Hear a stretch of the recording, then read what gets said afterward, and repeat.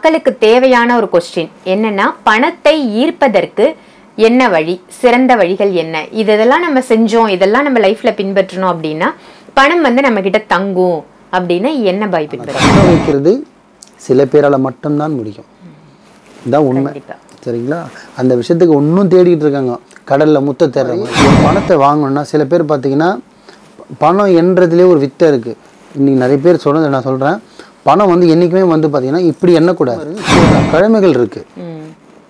நானே சில வீடியோலையும் சொல்லியிருக்கேன். என்னென்னு, செவ்வாய்க்கிழமை கீழே 10 ரூபா தான் எடுக்க மாட்டியா, வெள்ளிக்கிழமை 100 ரூபா தான் எடுக்க மாட்டேன்னா நான் இதுவும் பணம் எடுப்பதுக்கு ஒரு தன்மை.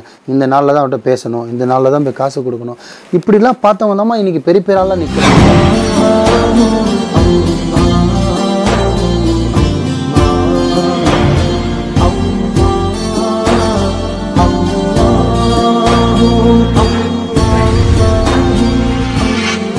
மறுஜென்ம நேயர்கள் அனைவருக்கும் அன்பான வணக்கங்கள். இன்னைக்கு நம்ம மாலிக் பாயை சந்திக்க வந்திருக்கோம். வணக்கம் பாய். வணக்கம்மா.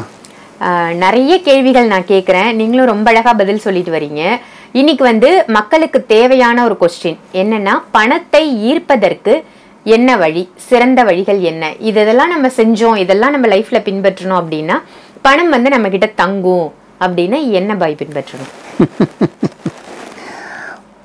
உலகம் ஃபுல்லாகவே அந்த வார்த்தைக்கு தேடிக்கிட்டு இருக்காங்க. உண்மை. உலகம் ஃபுல்லாக மனுஷனாக பிறந்து குறிப்பிட்ட வயசுலேருந்து மறைகிற வயசு வரையும் எதிர்பார்க்குற ஆளுங்க ஒரே விஷயம் என்னென்னா அதுதான். எது? பணம். பணத்தை தக்க வச்சுக்கிறது. சம்பாதிக்கிறது யார் ஒன்றும் சம்பாரிச்சிடலாம். குப்பாடுறவன்லேருந்து கோடீஸ்வரி வரையும் சம்பாரிச்சிடலாம். ஆனால் தக்க வைக்கிறது சில பேரால் மட்டும்தான் முடியும். இதுதான் உண்மை. சரிங்களா? அந்த விஷயத்துக்கு ஒன்றும் தேடிக்கிட்டு இருக்காங்க.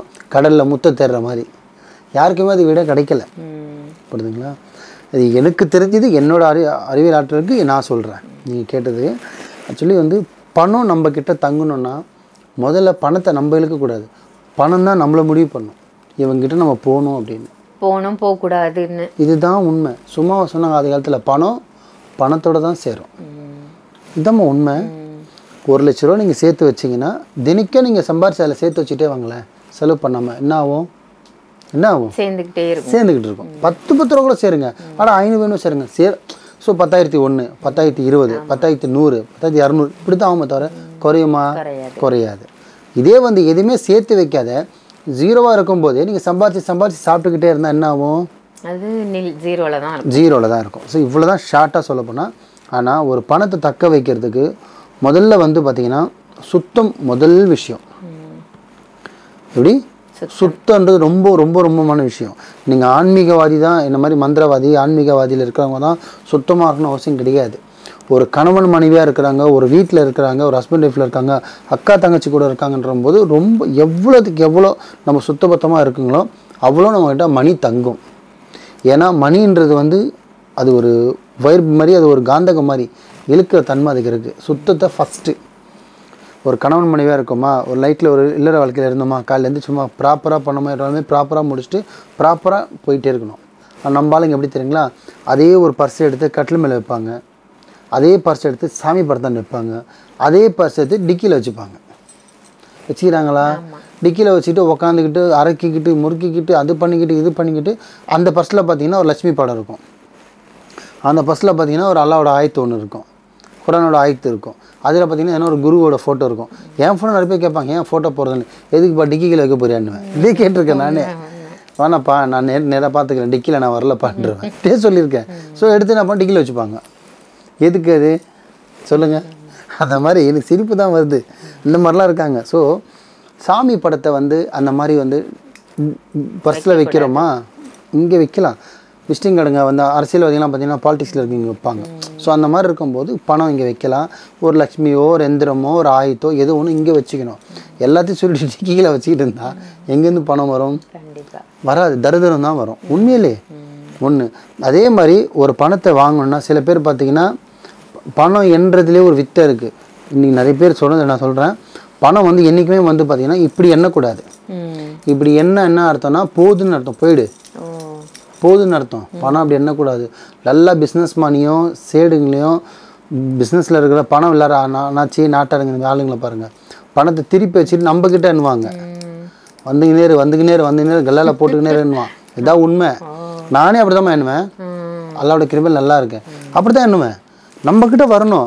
கட்டை பிரிச்சுட்டு நூலை எழுத லப்பர் பண்ண வச்சுட்டு பணத்தை இந்தா அப்படி இந்தப்பா அப்படின்வாங்க. பணம் வரணும், நீ கொடுக்குற பணமாவே கூட இருந்துட்டு போ, ஆனால் என்றது நம்ம சைடில் வரணும். இதெல்லாமே ஒரு பாசிட்டிவ் தானம்மா. இருக்குன்னு நினச்சா இருக்கு, இல்லைன்னு நினச்சா இல்லை, ஏற்றுக்கிறவங்க கண்ணு பொறுத்து இருக்கு. ஸோ பணம் நம்ம சைடில் எண்ணணும், புரியுதுங்களா? அதே மாதிரி சில கிழமைகள் இருக்கு. நானே சில வீடியோலையும் சொல்லியிருக்கேன். என்னன்னு, செவ்வாய்க்கிழமை கீழே 10 ரூபா தான் எடுக்க மாட்டியா, வெள்ளிக்கிழமை 100 ரூபா தான் எடுக்க மாட்டேன்னா நானே கேட்டிருக்கேன், இல்லைன்னா சொல்ல. ஆனால் சில பேருக்கு, சில ராசிக்கு, சில டைமில் பிறந்தவங்களுக்கு, சில நட்சத்திரத்தில் பிறந்தவங்களுக்கு சில கிழமை பணம் கொடுக்கக்கூடாது. இப்போ எனக்கு பார்த்தீங்கன்னா திங்கக்கிழமை ரொம்ப செட் ஆகிடும். எனக்கு திங்கக்கிழமைன்றது அதான் என் ஆஃபீஸே திங்கம் லீவ் வச்சுருப்பேன். கொஞ்சம் ரெஸ்ட் எடுப்பேன். ஏன்னா பர்ச்சேஸ் போகணும், என்ன வாங்கணும் கொள்ளணும், எந்த ஒரு நல்ல விஷயம் ஒரு எடுத்து பார்க்குறோம், ஒரு ஃபங்க்ஷன் வைக்கிறோம், எதுவுமே நான் திங்கக்கிழமை வைப்பேன். ஆஃபீஸுக்கு லீவு, ஆனால் என்னோடய பர்சனல் விஷயம் நான் திங்கக்கிழமை மட்டும்தான் பண்ணுவேன். ஏன்னா திங்கள்ன்றது அவ்வளோ நல்லது, புரியுதுங்களா? ஆனால் இதே வந்து சனிக்கிழமை என்ன புதுசாக சீசனும் நான் செய்யவே மாட்டேன், எனக்கு பர்சனலாகவே. ஸோ அந்த மாதிரி சில பேருக்கு சில கிழமெல்லாம் இருக்குது. அந்த மாதிரிலாம் இதுவும் பணம் இழுப்பதுக்கு ஒரு தன்மை. இந்த நாளில் தான் அவர்கிட்ட பேசணும், இந்த நாளில் தான் போய் காசு கொடுக்கணும், இப்படிலாம் பார்த்தவங்க தான் இன்றைக்கி பெரிய பேராலாம் நிற்கிறாங்க பாருங்கள். அழகாக சொல்லலாம். அப்படி பார்த்தவங்க நீ ஜாம்போனுங்க இருக்காங்க. அதெல்லாம் ஒன்றும் இல்லை, கீழே வந்து எடுக்க மாட்டியா, அது சொல்ல டைலாக் சொல்லி நம்ம ஆளுங்க பார்த்தீங்கன்னா 0லேயே இருக்காங்க. இதெல்லாம் நம்ம லைஃப் வந்து இப்படி தான் இருக்கணும்னு சொல்லிட்டு ஒரு குறிக்கோள் வச்சுட்டு எப்படி சம்பாதிக்கணும், எப்படி செலவு பண்ணணும், யாருக்கு எங்கே கொடுக்கணும், யாருக்கு கடன் வாங்கக்கூடாது. முடிஞ்ச அளவுக்கு கடன் வாங்கக்கூடாதுமா. கடன் ஒன்று வாங்கிட்டாலே உங்கள் வருமானம் உங்கள் கையில் தங்காது. அது லோனில் வாங்குறீங்களோ, இல்லை மகளிர் லோனில் வாங்குறீங்களோ, இல்லை பேங்க்கில் லோனில் வாங்குறீங்களோ முக்கியம் இல்லை. கடன் ஒன்று வாங்கிட்டாலே நம்ம பைசா அமுண்டுன்னு அர்த்தம். தரித்திரம் போயிட்டே இருக்கும், என்னதான் சம்பாதிச்சாலும் போயிட்டே இருக்கும். ஸோ நிற்காது ஒன்று. அதே மாதிரி நகைன்றது வந்து பார்த்தீங்கன்னா சில பேர் சொல்லுவாங்க, வாங்குறதே வைக்கிறது தானே, வைக்கிற மாதிரி எதுக்கு தான் நீ வாங்குற. தங்கன்றது வந்து வீட்டில் வைக்கணும், சேரும். அது எதுவுமே சேட்டுக்களை ஹிந்தி படிக்க வைக்கக்கூடாது. அர்ஜென்ட் ஆபத்துக்கு வச்சாலுமே வைக்கவே கூடாது நான் சொல்லுவேன். அர்ஜென்ட் ஆபத்துக்கு யார்கிட்ட கைமத்தா வாங்கி கூட நீங்கள் ஒரு 3 நாள் 10 நாள் கொடுத்துருங்க. ஆனால் நம்ம வீட்டில் லக்ஷ்மி ஏற்றிட்டு போயிட்டு இன்னொருத்தன் வீட்டில் நீங்கள் லாக்கரில் பீரோவில் வச்சுட்டு வந்து திருப்பி கொடுத்தானா அதை திருப்பி நீங்கள் வச்சா கூட அவனை தேடி தான் போகும். இது இல்லைன்னு சொல்லுங்கள் பார்ப்போம். ஒரு நகையை நான் 10 தடவை வைக்கலன்னு சொல்லுங்கள் பார்ப்போம். வச்சுட்டு இருப்பாங்க. ஆனால் ஒரு புதுசாக ஒரு நகை வாங்கி நீங்கள் வைக்காமையே வச்சுருந்து பாருங்களேன், அந்த நகை உங்களுக்கு ஒன்றும் சேர்ந்துக்கிட்டே போகும். இதுதான் உண்மை. ஸோ இதெல்லாம் வந்து ஒரு இழுப்புத்தன்மை. நம்ம இப்படிலாம் கரெக்டாக நடந்துக்கணும். மணி சேவ் பண்ணோன்னா ஃபஸ்ட்டு நீங்கள் சுத்தத்தை ஃபஸ்ட்டு ஒன்று. ரெண்டாவது எங்கே வாங்குகிறோம், காசு எப்படி எண்ணி கொடுக்குறோம், அது முக்கியம். சம்பாதிச்சு காசு அதே மாதிரி அடுக்கி வைக்கல. சில பேர் பார்த்திங்கன்னா குப்பை மாதிரி போட்டு வச்சு தான் பணம் வரணும்னு சோம்பேறி சொன்னது. அது காசை அடுக்கி அதுக்கு ஒரு மரியாதை கொடுக்கணும். அதுக்கு சில துணிங்க இருக்குது, சில வைக்க வேண்டிய இடம் இருக்குது. சில பேர்லாம் பார்த்திங்கன்னா பட்டு துணியில் வைப்பாங்க பணத்தை. அப்போல்லாம் பட்டு வேஷ்டி, பட்டு ஜெரிகை, பட்டு சேரீயில் வந்து பார்த்திங்கன்னா துணி வைப்பாங்க. ஏன்னா பட்டுன்றது காசு சேர்றான விஷயம். பட்டுக்கு அவ்வளோ பவர்ஃபுல் இருக்குது. ஒரு சிலை கூட பார்த்திங்கன்னா கீழே பட்டு துணி போட்டு தான் சிலை வைப்பாங்க.